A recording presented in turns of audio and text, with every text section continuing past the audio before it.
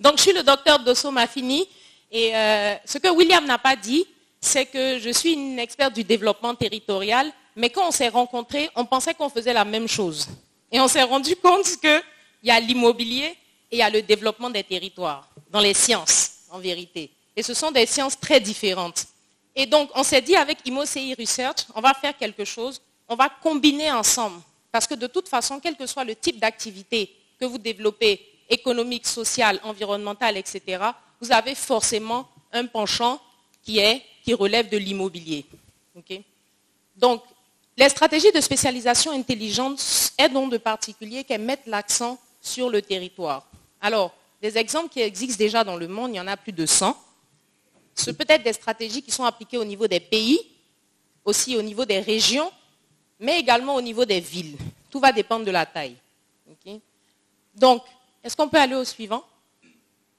Donc, c'est un concept qui est né, il faut que je vous le dise, c'est très difficile de résumer 15 ans de pratique internationale en 15 minutes. D'accord? Ça fait 1 an, 1 minute.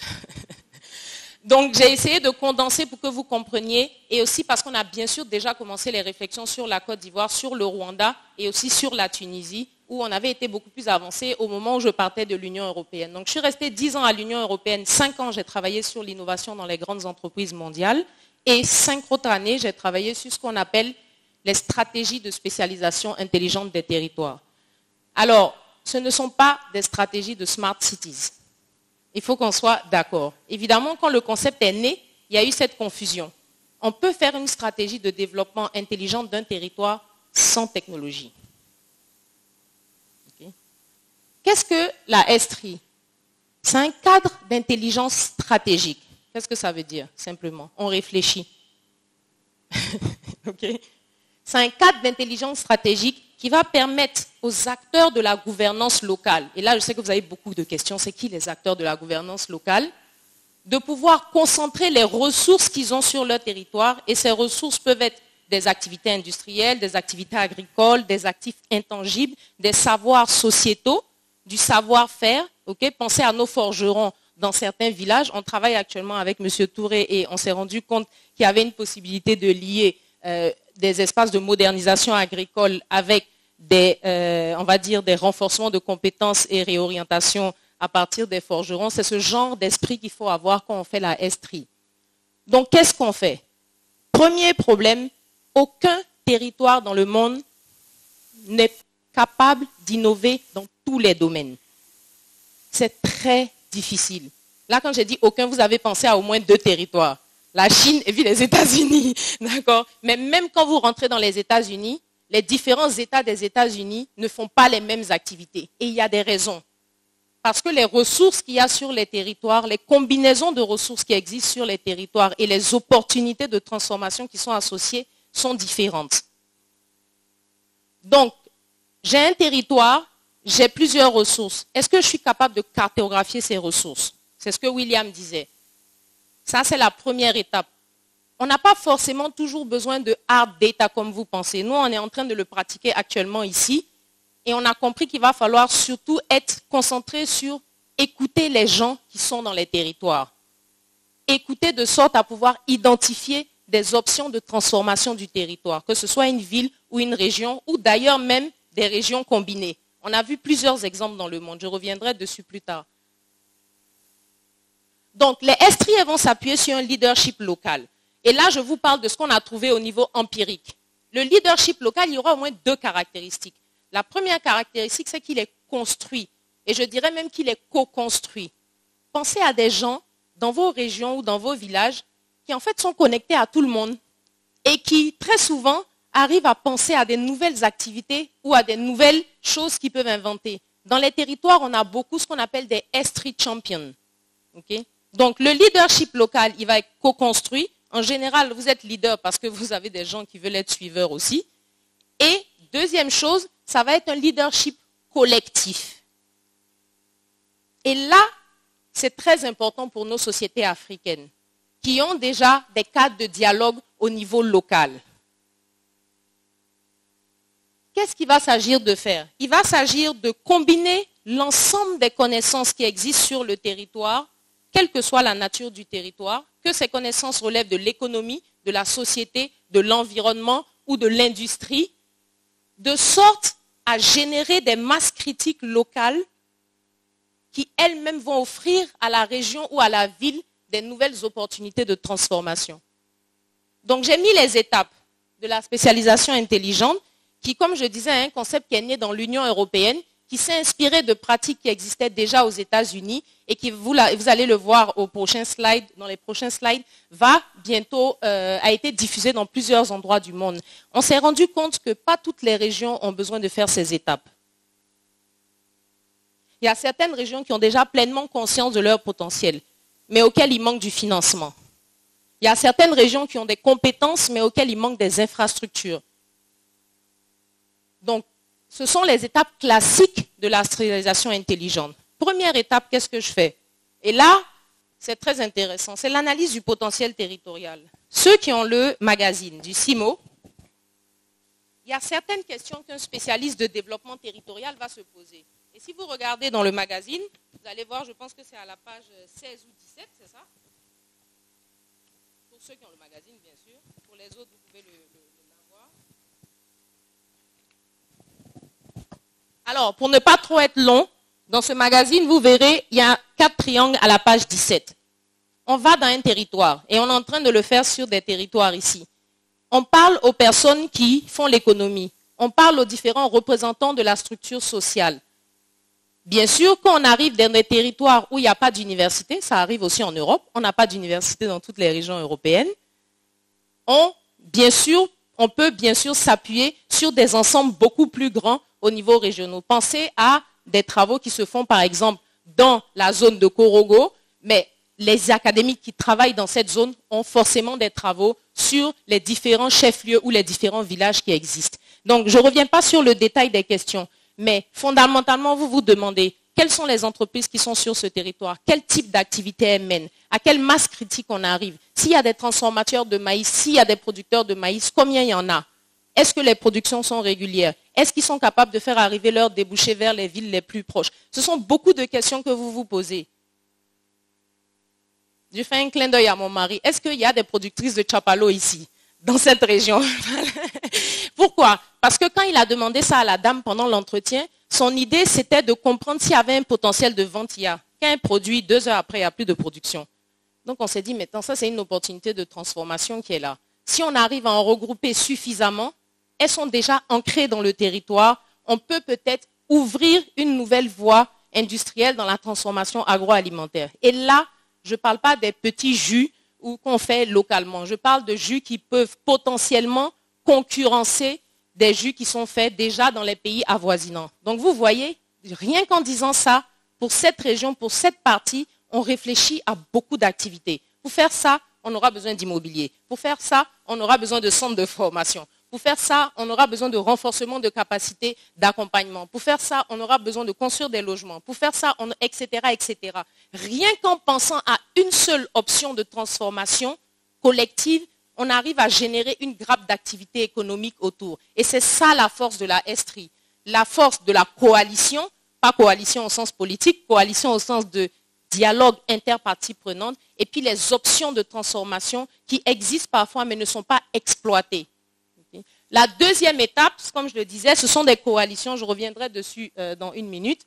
La troisième étape, c'est quelle est la vision de mon territoire? Dans les régions qu'on a faites en Côte d'Ivoire, il n'y avait aucun chef ou aucune chefferie qui avait la même vision pour son territoire. Tout le monde n'avait pas envie de devenir le plateau, par exemple. Donc, on ne se rend pas compte si on n'échange pas avec les autorités locales. Et il y a beaucoup d'informations qu'on peut collecter rien qu'en discutant. Après, les chercheurs peuvent aider parce qu'on a une structuration dans la collecte des informations. 4e étape, quelles sont mes priorités de transformation? 5e étape, quel est le mix d'instruments de politique que je vais mettre en place? Alors, c'est là où peut-être la discussion de la décentralisation hier était un peu intéressante. Parce que nous, quand on parle d'instruments politiques ici, ce n'est pas forcément des lois, des décrets, etc. Ce sont différentes actions de soutien ou de cadre de soutien des activités innovantes qui vont être mises en place dans la région. Et puis, bien sûr, il faut faire du suivi et du monitoring. Imaginez-vous que chaque année, on ait des statistiques disponibles en ligne qui nous disent ce que chaque région produit formelles ou pas formelles, en quelle quantité, où est-ce que ces productions sont acheminées, d'où viennent les déficits en termes de disponibilité des denrées dans chaque région. Imaginez-vous ce qu'on peut faire si on a ce type d'informations. On peut comparer les régions, on peut analyser les écarts de productivité entre les régions. Deux régions connexes en Côte d'Ivoire qui ont la même production, mais dont une a une productivité double à l'autre. Vous voulez le savoir et vous voulez comprendre pourquoi pour pouvoir agir. Donc, il y a des raisons pour lesquelles les stratégies ESTRI sont nées en Europe. Il y a une raison claire, c'est premièrement, c'est que les top 10 régions européennes, Paris, Londres, à l'époque quand Londres était dans l'UE, Paris, Londres, Barcelone, Madrid, etc., Bruxelles, etc., Rome, capturaient l'ensemble de la production ou l'ensemble des revenus dans l'Union européenne. Donc on a bien compris qu'il y avait un souci, qu'il y avait trop d'inégalités entre les territoires et qu'on avait des régions, notamment des régions qui transitaient de la production de charbon, qui n'avaient pas d'opportunités et qui étaient trop loin en termes de compétitivité. Après, c'est vrai qu'on peut se dire, est-ce que la vision, ce soit qu'il y ait du développement territorial équilibré, chacun dans chacune des différentes régions, avec son modèle, qui, bien sûr, doit être, on va dire, en harmonie ou aligné avec la politique nationale. Mais les politiques nationales, en général, sont définies à ce niveau-là de façon relativement large. C'est ce qu'on a remarqué pour le permettre. Pourquoi les ESTRI? Premièrement, elles sont centrées sur les spécificités locales. Le mix de la production dans le district des Savanes n'est pas le même mix de la production qu'on trouvera, par exemple, à Sassandra. Ce n'est pas le même mix qu'on va retrouver forcément dans le Bafing. Même la structuration des personnes qui vont produire ces choses-là ne sont pas les mêmes. Donc, la ESTRI n'a pas de taille unique. Si jamais je pouvais faire une ESTRI dans chacun des districts ivoiriens ou combinaison de districts ivoiriens, vous verrez que les options de transformation, de changement, in fine, ne seront pas forcément les mêmes. Ou, on a déjà vu des régions en Europe qui ont les mêmes priorités exactement. Elles sont disponibles en ligne sur la plateforme. Les priorités au niveau régional de toutes les régions, de plus de 130 régions européennes. Il y en a qui sont pareilles. Mais le processus pour la mise en place n'est jamais le même et il va générer des externalités qui, elles, vont être positives sur le territoire ou sur les activités qui existent. Il faut cibler des domaines. Moi, je ne crois pas qu'on a assez d'argent pour investir dans tout. Là, je parle des activités innovantes. Si on n'a pas assez d'argent, la logique veut qu'on soit capable de pouvoir orienter une partie des ressources qui est dédiée à l'innovation vers certains projets qui sont collectivement décidés et qui permettent à la région ou à la ville de se transformer. Il n'y a pas de ESTRI sans partenariat public-privé. Peut-être que ça sera un de nos gros défis ici. Mais dans les discussions, dans les dialogues, dans les choix d'options de transformation des villes, on a des chefs coutumiers qui peuvent très bien s'asseoir avec des entreprises, qui peuvent très bien s'asseoir avec des administrations ou encore discuter avec des académiques. Comment on arrive à créer ces coalitions? C'est là qu'est notre plus grande difficulté. Donc, comme je le disais, l'approche des spécialisations intelligentes des territoires, elle a été expérimentée dans plusieurs régions du monde, expérimentée en Europe, expérimentée en Suisse, pour ceux qui ne savent pas que la Suisse n'est pas dans l'Union européenne, expérimentée aussi en dehors du continent européen. Vous voyez que sur le continent européen, vous voyez que c'est des petites régions qui sont dessinées. Donc, chaque région a sa stratégie de spécialisation intelligente qui... Et bien sûr, l'avantage de l'UE, et c'est ce qu'on n'a pas encore clairement ici, c'est que les régions européennes avaient été conditionnées. On a dit, si vous voulez qu'on vous donne les fonds de développement pour la mise en place de vos activités ESTRI, vous devez avoir conçu une stratégie et une vision de transformation de votre territoire qui vous est propre. Pas un truc incroyable, mais au moins quelque chose qui vous est propre et qui résulte de la discussion et des dialogues entre les différentes parties prenantes qui constituent le territoire. Donc, c'est ce que je disais tout à l'heure. Donc, la stratégie de spécialisation intelligente, elle n'est pas née dans les bouquins. Elle est née dans la pratique. C'est ça la différence avec les autres concepts de politique de développement territorial. C'est dans la pratique et nous, les académiques, on est en train de courir pour pouvoir les rattraper, pour pouvoir mapper tout ce qui est en train de se faire. Mais ces stratégies, elles sont très pratiques. Une fois que je sais ce que tu produis, ce que tu peux produire, ce que potentiellement sont tes défis de ton territoire, et quel est ton potentiel d'innovation, je vais revenir sur ce thème tout de suite, alors je suis capable d'identifier au moins 4 choses. Quelles sont les nouvelles solutions que tu peux mettre? Si je sais que tu peux produire du maïs, donc peut-être tu as des capacités, ou bien tu es moins loin que celui qui produit du lait pour produire des céréales. Toi, tu fais déjà le maïs, donc tu es déjà peut-être un peu plus près. Donc, premièrement, je vais pouvoir identifier un certain nombre de nouvelles solutions. Deuxièmement, comment j'ajoute de la valeur, comme dans le cadre de ces bières locales artisanales. Comment est-ce que je permets aux acteurs locaux de grimper les chaînes de valeur? Et ensuite, quelles sont les niches pour compétir? Dernièrement, j'ai vu un produit, je ne veux pas forcément faire de pub, mais c'est un produit en Côte d'Ivoire, c'est une fabrication de jus naturel ou à base de nectar.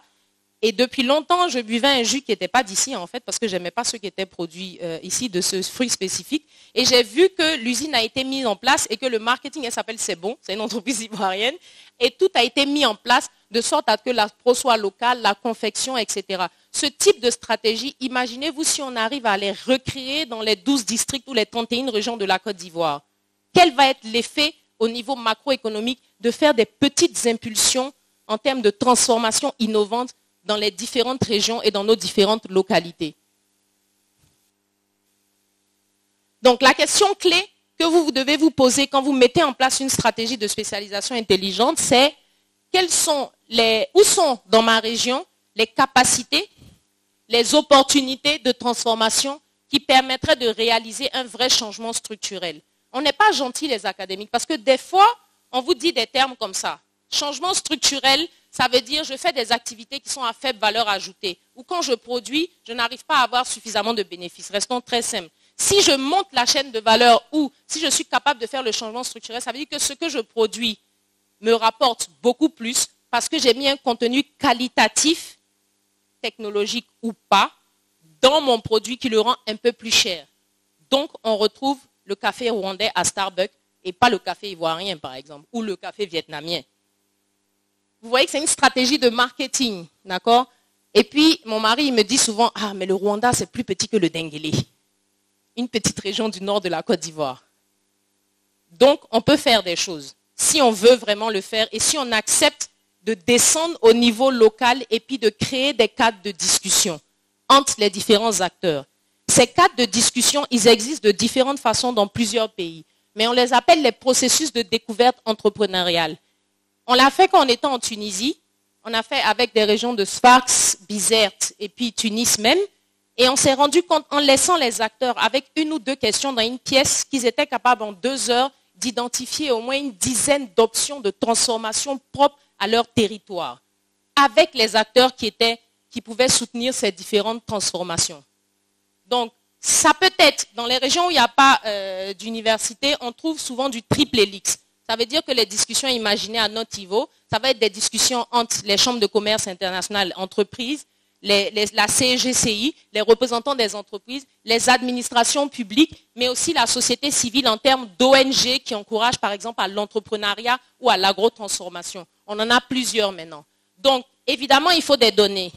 On n'a pas forcément besoin de big data. On a eu le même problème sur certaines régions européennes où on n'avait pas forcément toutes les données. Mais il faut être capable d'aller chercher ces données qualitatives en se posant toujours la même question. Comment je peux améliorer ce qui est déjà fait ou produit localement? Et comment je peux créer des coalitions d'acteurs autour de ce changement désiré pour le territoire? Donc, évidemment, à un moment, il faut venir à la pratique parce que tout ce qu'on dit, c'est bien joli, mais comment est-ce que ça va se matérialiser? De toutes les stratégies de spécialisation intelligente que j'ai vues, et on devait les réviser pour certains, j'en ai lu plus de 60, rien que pour l'Union européenne, chaque modèle était différent. Chaque modèle était différent. En Slovénie, pour ceux qui ne savent pas, je crois que c'est un peu plus de 2 millions d'habitants avec un PIB à plus de 61 milliards. La Côte d'Ivoire, c'est un peu plus, mais vous voyez qu'en termes d'habitants, peut-être on n'est pas aussi efficient, mais vous voyez que c'est possible. Ce n'est pas la taille absolue, en vérité, qui va compter. Parce que si c'est ça, on a certains districts qui ont déjà cette taille absolue. Si vous voyez la Slovénie, on a eu plusieurs cadres de discussion. Et dans ce cadre-là, la direction de transformation du territoire qui est ressortie, c'était celle de l'économie circulaire régénérative basse en carbone. Ça veut dire que maintenant, ils vont identifier plusieurs projets d'innovation, activités industrielles, économiques et sociales qui vont permettre au territoire d'aller dans cette direction. À Abruzzo, en Italie, l'idée c'était de récupérer, transformer les produits hygiéniques en biofertilisants. Et donc, l'idée dans la région, c'était, à partir des ressources locales, de pouvoir créer la première bioraffinerie hygiénique du monde, avec un complexe de 100 entreprises. Tout ce que je mets là est complètement disponible en ligne, en vérité. Toutes les informations sur la Estrie sont disponibles. Mais peut-être vous aurez besoin de moi pour les traduire. Et je ne parle pas de l'anglais au français. Donc, c'est vrai que c'est bien aussi que je sois rentrée. Donc, là, vous n'arrivez pas à lire le slide. Mais quand vous allez aller sur le site, vous verrez qu'il y a des centaines d'acteurs qui sont mobilisés pour pouvoir identifier des nouvelles options de transformation. Plus vous écoutez les différents acteurs du territoire, plus vous arrivez à identifier des options de transformation. Pour revenir sur la sous-préfecture où on était, quand on discutait, on disait oui, bon, ils font du maïs, ils font du mil, un peu, on va transformer, etc. Et toujours cette même personne, il est très bon en consultation des territoires. Il a demandé, mais où sont les forgerons? On a dit, ah, mais il n'y a pas de forgerons dans ce village. En vérité, ils viennent du village d'à côté. Il y en a combien? Une vingtaine. Il y a une vingtaine de forgerons dans le village d'à côté et puis vous n'avez pas arrivé à fabriquer des outils. Pourquoi? Parce qu'on ne leur a pas demandé. Personne ne s'est posé la question de savoir si autour, il y avait des ressources qui pouvaient être comblées et qui pouvaient potentiellement substituer certaines exportations. Donc la Estrie, c'est comme je le disais au début, ce ne sont pas des smart cities. Elles sont intelligentes parce qu'elles revalorisent les potentialités et les savoir-faire territoriaux qui existent déjà, mais tout en permettant l'intégration de certains aspects innovants. Et je reviens sur le terme innovation. L'innovation n'est pas uniquement technologique. L'innovation, c'est l'amélioration. Elle peut être incrémentale ou radicale, mais ça peut être une amélioration qui va se présenter à vous en termes de nouveaux produits, de nouveaux services, mais aussi de nouvelles méthodes de distribution. Je pense que la façon dont on gère les warehouses, on les gérait avant, c'est plus la même façon qu'on les gère maintenant.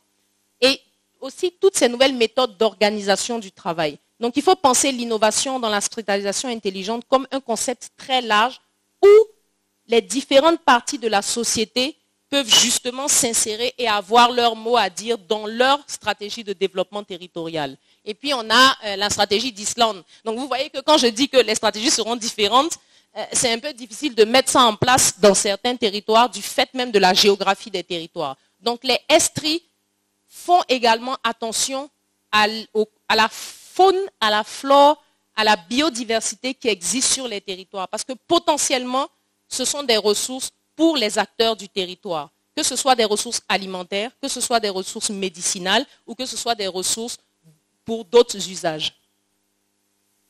C'est bientôt fini. Il ne reste que un slide, je pense. Alors, évidemment, je vous ai montré les exemples de l'Union européenne parce que j'y étais et aussi parce qu'ils ont été appliqués et développés à des niveaux très fins de géographie, mais on a eu des expériences dans plus de 6 pays aussi en Amérique latine. Donc, vous comprenez qu'il a fallu faire une adaptation du contexte, du concept lui-même, pour pouvoir démarrer dans ce type de région ou de parties du monde où il n'y avait peut-être pas forcément la même fluidité des dialogues entre les différentes élites qui constituent nos économies ou nos tissus industriels. Et là, vous n'arrivez peut-être pas à lire, mais ce qui a été fait, c'est qu'on a plus de 1651 acteurs qui ont participé aux consultations publiques afin de pouvoir identifier plus de 400 projets qui touchent au domaine de l'industrie agroalimentaire, de l'énergie, de l'électronique, du tourisme, etc. Je vous remercie beaucoup pour votre attention durable.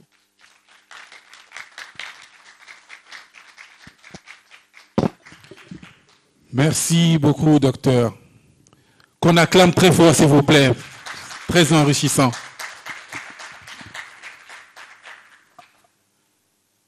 Ok. Je pense que nous avons sûrement une question. Pas de question? Ah.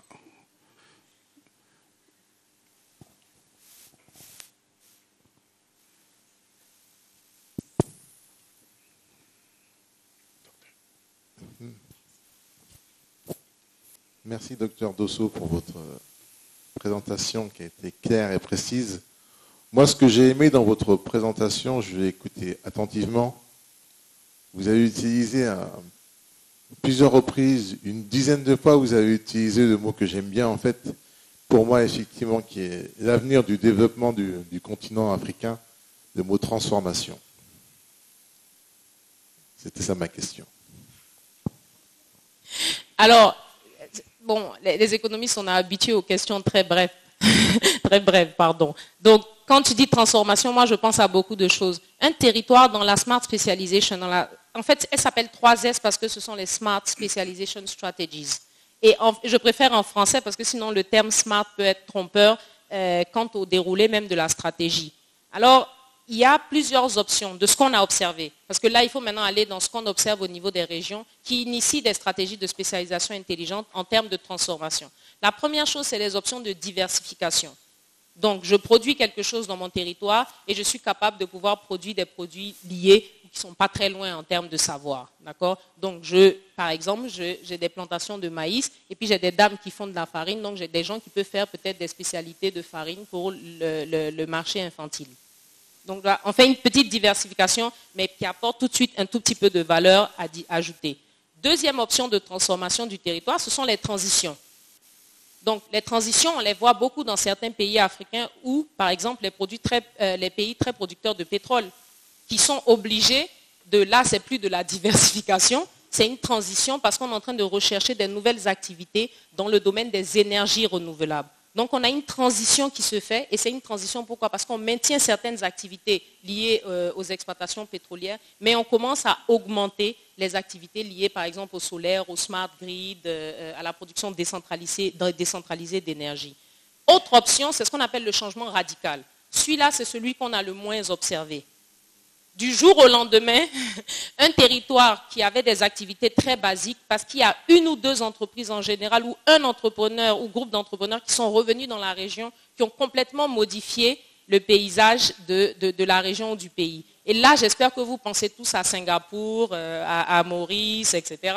Donc, on l'a vu, ça a été très radical le changement. Okay? Et puis, la dernière option, c'est ce que nous on appelle la modernisation.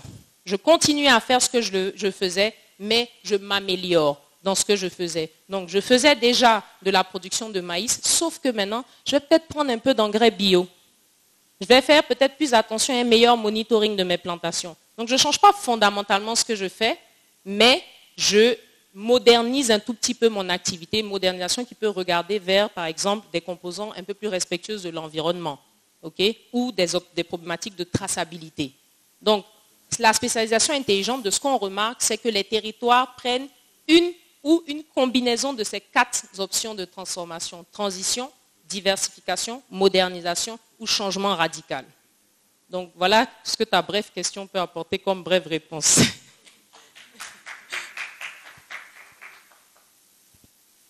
Je pense, est-ce qu'il y a d'autres questions? Bon, moi je me pose moi-même des questions aussi, hein, mais...